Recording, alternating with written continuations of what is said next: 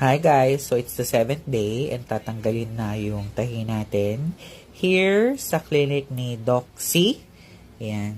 Kasama ko yung two friends ko, si Terry and si Tom. And this is their waiting area. Dito ka mag-aantay. Sa third floor yan pag tatanggalin na yung sutures mo. Any. So I'm just waiting for the nurse para magtanggal ng tahi.